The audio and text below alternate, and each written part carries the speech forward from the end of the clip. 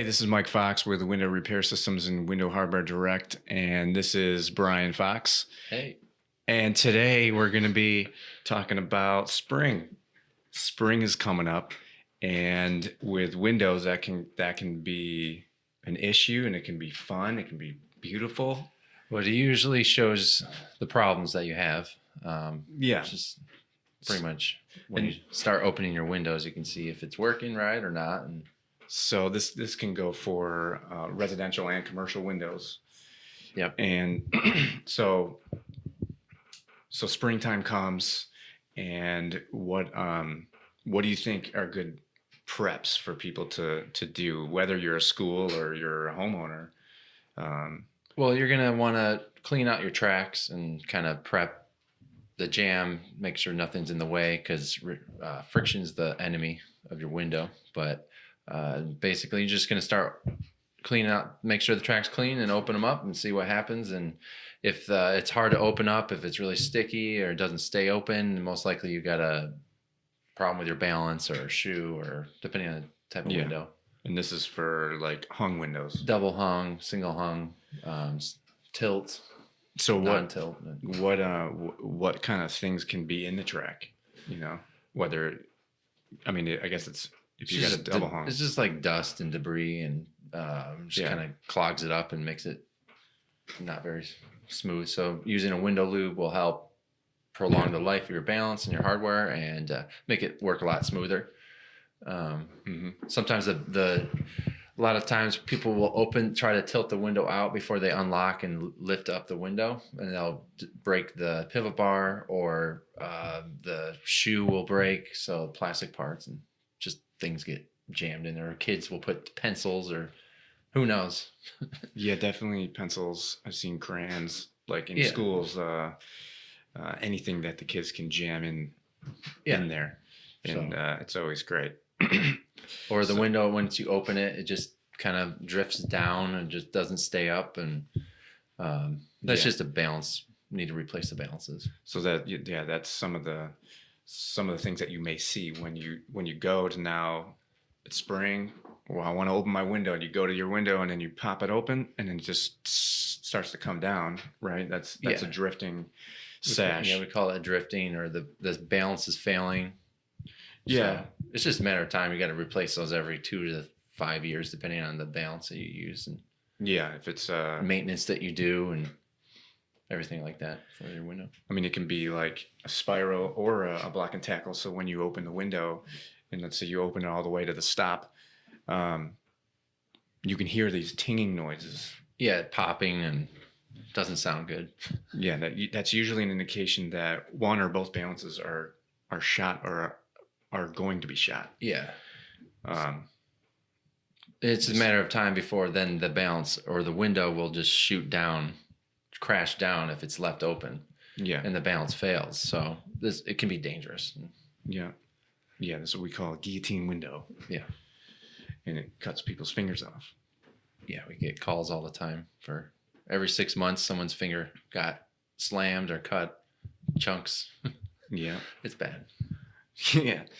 Yeah, it's not funny. No. So this window lube, what does it actually do, and why would we want to use it, or spray this? So you spray it into the jam? Yeah, or your track, your jam. I mean, it's just helps keep it clean, keeps the friction down between the parts, and helps the life of it, prolong it. Yeah.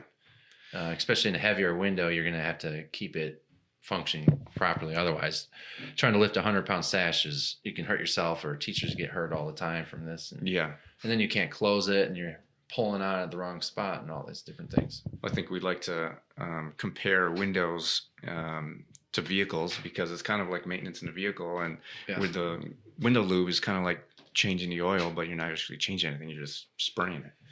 Yeah, you're just keeping things moving properly. Yeah.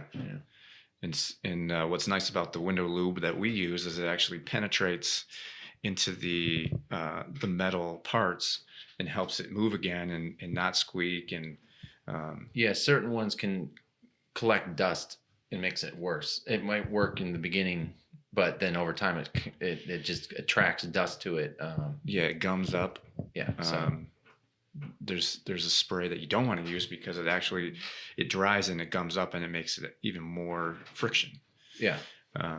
So that's a really good thing just to prep in springtime and even in the fall time is spraying the tracks and making sure it's There's all also clean. casement windows and Casement.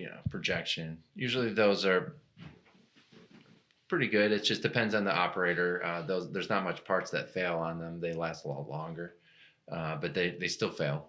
A lot of times it could be the lock more than the 4 bars or hinges or anything like that. But the operators on casement, things like that. Yeah, weather stripping. Definitely weather stripping is something to look at because over the winter time you got that temperature drop, especially if you're in the Northeast, it's going to get more brittle. Yeah, over time it's going to fall apart. Yeah, basically.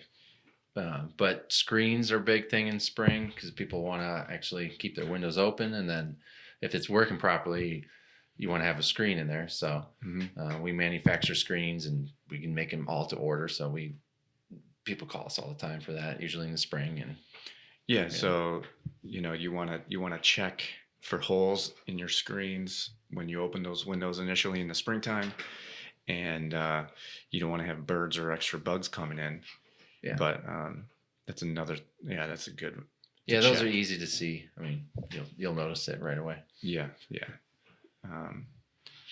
But I think that's a good general overview of kind of the springtime, what to look for and what to prep for. It's you can keep up with it if you just keep up with it every year, and it's kind of like cleaning your house. You just don't let it go nuts. And just like anything else. Yeah. So, do you think of anything else? I mean, not that I can think of. Just making sure you don't have any cracks in your glass or anything that would help prevent air infiltration and things like that for efficiency. And just checking it out and make sure the locks work, because if the locks don't work, a lot of times the sashes will kind of drift down. And then that might leave a little gap at the top. The upper. Just for air to come in. Yeah. So just things like that. But yeah, that's a good one. Yeah, that's just a good general. Yeah, I mean, you'll notice Make sure you lock it. Yeah, your bottom sash might be closed all the way, but the upper sash, if you have a double hung, it will drift down slightly. You can barely see it. Yeah. And that's why your lock might not connect too. Yep. Right. Yeah. All right. Well, I think that's good for now on this Q&A. I need you to like and subscribe. I need you to share this. We want to get as many subscribers on our channel as possible. We want to get as many people information. So until next time, I'm Mike Fox, and this is Brian Fox. And later.